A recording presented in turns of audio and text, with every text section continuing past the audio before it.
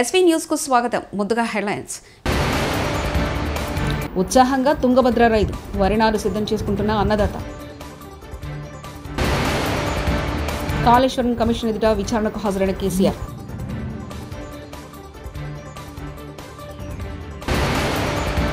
మోదీ ఇచ్చారు, చంద్రబాబు ఎగ్గొట్టారు వైఎస్ జగన్.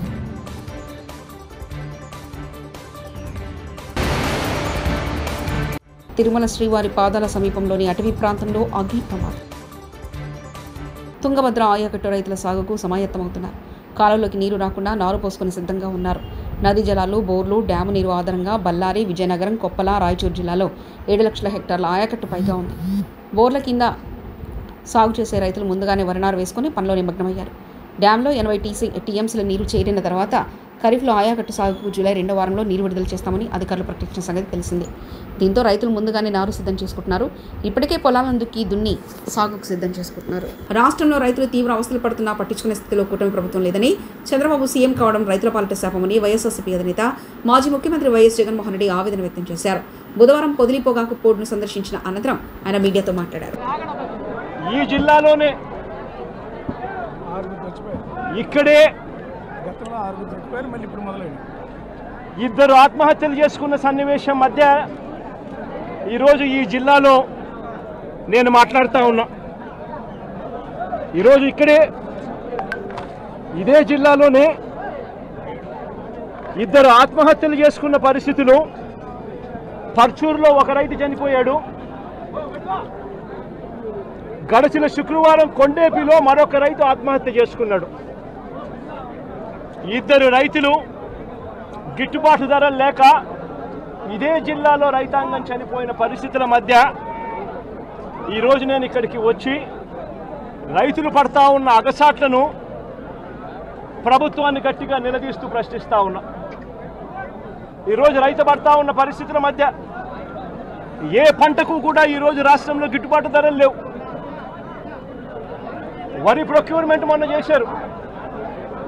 ఏ రైతుకైనా కూడా, ఏ రైతును తీసుకున్నా కూడా కనీసం 300 రూపాయల నష్టానికి రైతు ఎంఎస్పీ కన్నా తక్కువ రేటుకు అమ్ముకోవాల్సిన పరిస్థితిలో ధాన్యాన్ని రాష్ట్ర ప్రభుత్వం కొనుగోలు చేసింది.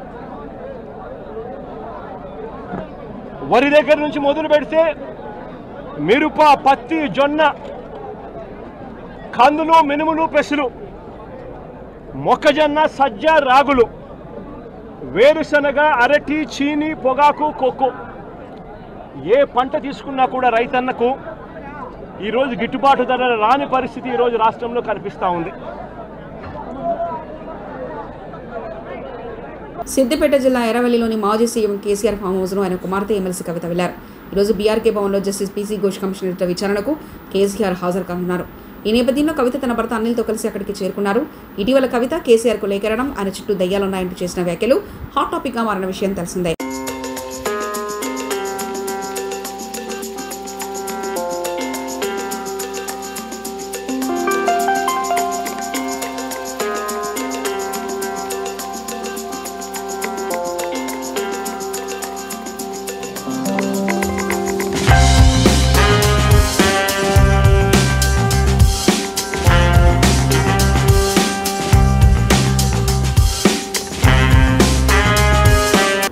కాళేశ్వరం కమిషన్ ఎదుట విచారణకు భారత అధినేత మాజీ సీఎం కేసీఆర్ హాజరయ్యారు. బీఆర్కే భవన్లో ఆయన జస్టిస్ పీసీ ఘోష్ ప్రశ్నిస్తున్నారు. కాళేశ్వరం ప్రాజెక్టు రీ ఇంజనీరింగ్, ఆనకట్టల నిర్మాణం, ఒప్పందాలు, కాళేశ్వర కార్పొరేషన్ ఏర్పాట్లు, నీటి నిల్వలపై ఆయన విచారిస్తున్నట్లు సమాచారం.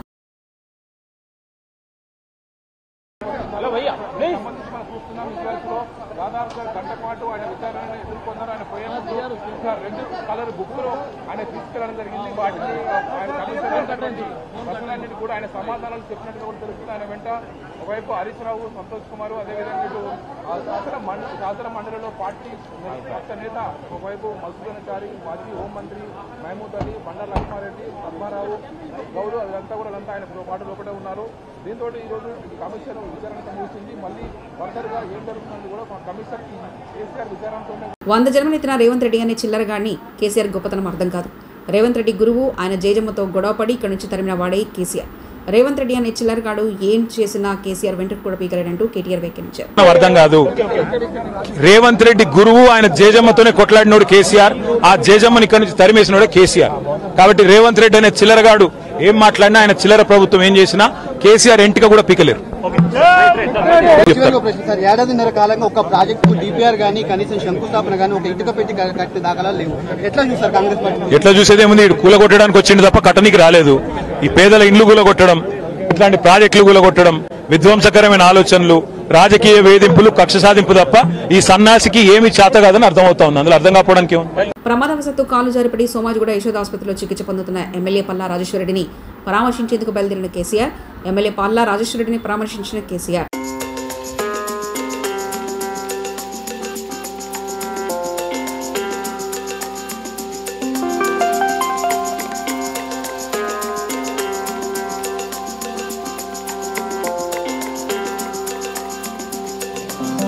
తిరుమల శ్రీవారి పాదాల సమీపంలోని అటవీ ప్రాంతంలో అగ్ని ప్రమాదం సమాచారం అందుకుని ఘటనా స్థలానికి చేరుకుని మంటల్ని అదుపు చేసిన అగ్నిమాపక సిబ్బంది.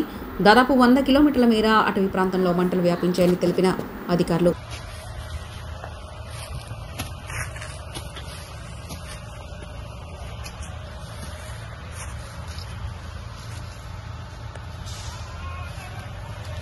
స్వర్ణాంధ్ర విజన్ 2047కు సంబంధించి తయారైన మైలవరం నియోజకవర్గ డాక్యుమెంటేషన్పై గొల్లపూడి సాయిదత్త కళ్యాణ మండపంలో జరిగిన సమీక్షా సమావేశం. ఎమ్మెల్యే వసంతకృష్ణ ప్రసాద్ ఆధ్వర్యంలో జరిగిన సమీక్షా సమావేశానికి ముఖ్య అతిథిగా హాజరైన ఎంపీ కేశినేని విశ్వనాథ్, ముఖ్యమంత్రి చంద్రబాబు నాయుడు ఆదేశానుసారం విజన్ 2047లో భాగంగా రాబోయే కాలంలో మైలవరం నియోజకవర్గ అభివృద్ధికై చేయాల్సిన పనులు ఎన్డీఏ కూటమి నాయకులు, ప్రభుత్వ అధికారులతో చర్చించడం జరిగింది. ఈ ఆలోచన చాలా మంచి ఆలోచన అండి. ఇది కోనేరు రంగారావు గారు కమిటీ వేసినప్పుడు ఆయన ప్రపోజ్ చేశారు ఈ ప్లానింగ్. అయితే దాన్ని పక్కన పెట్టేశారు. ఆయన ఇచ్చినటువంటి రిపోర్ట్ని ఆ రాటి నుంచి ప్రతి గవర్నమెంట్ అసలు ఎవరు కూడా ఫైల్ ఓపెన్ చేయలేదు, చూడలేదు. కాన్స్టిట్యున్సీ డెవలప్మెంట్ ఆఫీసర్ అని చెప్పి డిప్యూటీ కలెక్టర్కి పై ర్యాంకు, ఆర్డీఓ ర్యాంక్లో వాళ్ళని ఎవరు కానీ, లేదా మండల ఎండిఓలుగా చేసేటువంటి సీనియర్ ఆఫీసర్లు ఎవరినైనా ఈ పోస్ట్లో ఒక సిడిఓ పోస్ట్లో కాన్స్టిట్యున్సీ డెవలప్మెంట్ ఆఫీసర్ని పెట్టి ఆయన కింద కొన్ని టీంలు పెట్టి ఆయా డిపార్ట్మెంట్కి కన్సల్ట్. మైలవరం నియోజకవర్గం విజన్ డాక్యుమెంట్ 2047 గౌరవ ముఖ్యమంత్రి గారు మొత్తం అన్ని నియోజకవర్గాల్లోనూ విజన్ డాక్యుమెంట్లు పెట్టాలి. ప్రభుత్వ అధికారులు, రాజకీయ నాయకులు అందరూ కలిసి రాబోయే కాలంలో ఆ నియోజకవర్గ డెవలప్మెంట్కి ఏ విధంగా చేయాలి అనే విషయాల్లో వాళ్ళ కూలంకషంగా అధికారులందరినీ కూర్చోబెట్టి డిస్కస్ చేయడం జరిగింది. గౌరవ ఎమ్మెల్యే వసంతకృష్ణ ప్రసాద్ గారు అందరం నాయకులను కలిసి అధికారులతో ఇవాళ ఈ విజన్ డాక్యుమెంట్ మీద, ఎందుకంటే మైలవరం నియోజకవర్గం అంటే అమరావతికి ముఖద్వారం, విజయవాడకి అతి సమీపంలో, విజయవాడ అమరావతి 2 నగరాలకి ముఖద్వారంగా ఉండి ఈ మైలవరం నియోజకవర్గంలో అన్ని రకాల అగ్రికల్చరల్గా కానీ, హార్టికల్చర్గా కానీ, ఇండస్ట్రీగా కానీ, ట్రేడల్గా కానీ, అంతేకాకుండా టూరిజంగా కానీ, ఫారెస్ట్ డిపార్ట్మెంట్ కానీ అన్ని డిపార్ట్మెంట్లు సమీకృతమై ఉన్న నియోజకవర్గం ఏదన్నా ఉందంటే మైలవరం నియోజకవర్గం. ఈ నియోజకవర్గ అభివృద్ధి, అమరావతి అభివృద్ధి, విజయవాడ అభివృద్ధి మీద డిపెండ్ అయి ఉంటుంది. కాబట్టి ఈ నియోజకవర్గం ఏ విధంగా ముందుకెళ్ళాలి అనేది మేము ఆలోచించి నేను అన్ని పథకం రచించాం. తప్పకుండా వీటన్నిటిని ముఖ్యమంత్రి వర్యులు తీసుకువెళ్ళి ఆ దిశగా ఈ కార్యక్రమం ఉండే విధంగా మేమందరం కృషి చేస్తామని తెలియజేస్తాం. Thank you. మహిళలపై రాళ్లదాడి చేసిన సైకో బ్యాచ్ను కఠినంగా శిక్షించాలి. పీదల సుజాత మీడియా సమావేశం. మీ సాక్షి ఛానల్లో డిబేట్లు పెట్టి నీచాతి నీచంగా ఘోరమైనటువంటి అసహ్యకరమైనటువంటి మాటలతో మహిళల్ని అవమానించేలా చేస్తారా? మీ ఇంట్లో కూడా ఆడవాళ్ళు ఉన్నారుగా. మీ వైఫ్ని భారతీరెడ్డి గారిని తప్పుగా మాట్లాడినందుకు మా కార్యకర్తను కూడా చూడకుండా ఇమీడియట్గా 24 గంటల్లో యాక్షన్ తీసుకున్నాం. ఎందుకంటే కూటమి ప్రభుత్వంలో పార్టీలకు అతీతంగా ఏ మహిళని అసభ్యకరమైన మాటలన్నా, వాళ్ళని అవమానపరిచినా ఎవరిని కూడా ఊరుకునే ప్రసక్తి లేదు. చట్టరీత్యా చర్యలు తీసుకుంటాము అని చెప్పాం. అలాగే భారతీ రెడ్డి గారిని తప్పుగా మాట్లాడినందుకు మా కార్యకర్తను కూడా ఇమీడియట్గా యాక్షన్ తీసుకున్నాం. అది చంద్రబాబు నాయుడు గారి యొక్క పరిపాలన. అది మహిళల పట్ల చంద్రబాబు నాయుడు గారికి, కూటమి ప్రభుత్వానికి ఉన్నటువంటి చిత్తశుద్ధి. ఏంటండి జగన్మోహన్ రెడ్డి గారు రాజకీయాలకు ఇంత దిగజారిపోవాలా? ఏం పాపం చేశారండి మహిళలు? మీకు ఏం అన్యాయం చేశారండి? ఇంత దారుణంగా అవమానిస్తారా? ఎంత దారుణంగా మహిళలపై ఈ రోజున ప్రతిపక్షంలో ఉన్నటువంటి మీరు అవమానకరంగా మాట్లాడిస్తున్నారు. రాష్ట్ర మహిళలే కాదండి, ప్రపంచవ్యాప్తంగా ఉన్నటువంటి తెలుగు మహిళలందరూ కూడా, తెలుగువారు అందరు మహిళలు కూడా గమనిస్తున్నారు. ఇంత దిగజారిపోతారా? ఇంత దిగజారుడు రాజకీయాలు చేస్తారా? ఇంత దారుణమైనటువంటి మాటలు మహిళల్ని అనిపిస్తారా? మహిళల్ని ఇంత ఇలాగ అవమానిస్తారా? టీవీ డిబేట్లు పెట్టి అమరావతి మహిళల్ని మీరు అవమానించలేదండి, యావత్ మహిళా లోకాన్ని అవమానించారు. ఎంత నీచంగా మాట్లాడుతున్నారండి? ఇది వేసల్ రాజకీయం. పటాన్చెరు మండలంలోని రుద్రారం గ్రామంలో ఉన్న రేషన్ షాప్ నంబర్ 2 ఇందిరమ్మ ఇండ్ల నిర్మాణాలను జిల్లా కలెక్టర్ క్రాంతి వల్లూరు పరిశీలించారు. ఈ సందర్భంగా జిల్లా కలెక్టర్ క్రాంతి వల్లూరు మాట్లాడుతూ రేషన్ కార్డు ఉన్న ప్రతి ఒక్కరికి ఉచిత నాణ్యమైన సన్న బియ్యం అందిస్తున్నామన్నారు. సన్న బియ్యం లబ్ధిదారులతో మాట్లాడుతూ బియ్యం తీసుకున్నారా, ఎలా ఉన్నాయి, ఇంట్లో ఎంతమంది ఉన్నారంటూ లబ్ధిదారులతో మాట్లాడారు. ఇందిరమ్మ ఇండ్ల నిర్మాణాలను పరిశీలిస్తూ ఇండ్లను నాణ్యతతో కట్టాలన్నారు. బేస్మెంట్ పూర్తి చేసిన వారికి ₹1,00,000 అందించినట్లు తెలిపారు.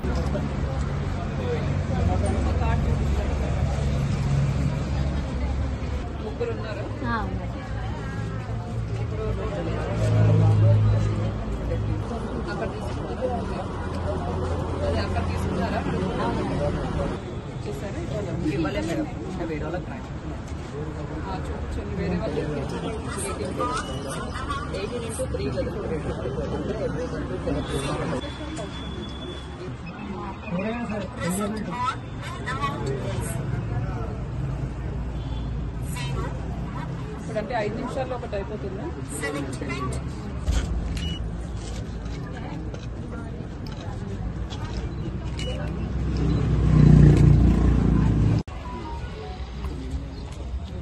కట్టడానికి రెడీగా ఉంటే మేము మళ్ళీ ఇస్తాము.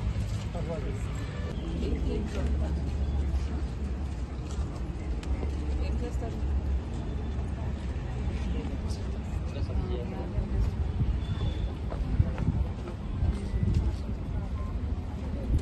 ప్లాన్ చేస్తున్నారు. ఒకరైతే మోసేస్తున్నాం, మేము మేస్త్రి మాట్లాడుతున్నాను, మేము ఇచ్చేస్తాం. లోన్ వస్తుందా మీకు? మరి తీసుకొని చేసుకోవచ్చు కదా. ఇప్పుడు ఎవరైనా మంచి లోకల్ ఈ ప్రైస్ రెగ్యులేషన్ కమిటీ పెట్టారు, తర్వాత ఎట్లా అవుతాం వస్తుంది కదా. ఎప్పుడు స్టార్ట్ చేస్తాం మరి? కాళేశ్వరంతో రైతుల కన్నీళ్లు తుడిచిన కేసీఆర్పై కుట్రలా అంటూ సంగారెడ్డి బీఆర్ఎస్ ఎమ్మెల్యే చింతా ప్రభాకర్ గారు మండిపడ్డారు. కాళేశ్వర కమిషన్ ముందు మాజీ ముఖ్యమంత్రి వర్యులు కేసీఆర్ గారు హాజరు సందర్భంగా హైదరాబాద్ బీఆర్కే భవన్ వద్ద కేసీఆర్ గారికి మద్దతుగా పాల్గొన్నారు. కాంగ్రెస్ ప్రభుత్వానికి పాలన చేతగాక డైవర్షన్ పాలిటిక్స్ చేస్తున్నారని ఎమ్మెల్యే చింతా ప్రభాకర్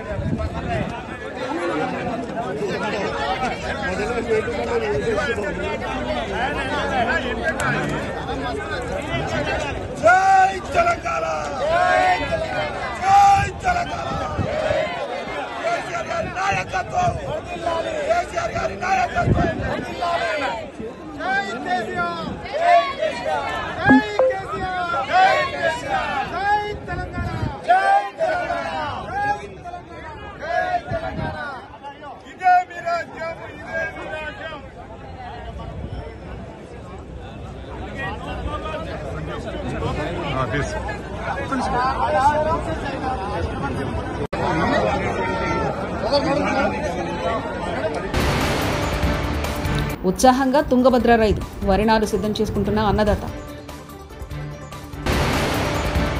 కాళేశ్వరం కమిషన్ ఎదుట విచారణకు హాజరైన కేసీఆర్.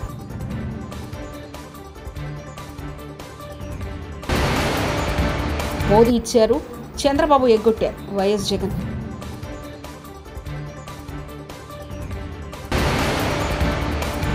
తిరుమల శ్రీవారి పాదాల సమీపంలోని అటవీ ప్రాంతంలో అగ్ని ప్రమాదం. ఇవి బులెటిన్ విశేషాలు. చూస్తూనే ఉండండి ఎస్వీ న్యూస్.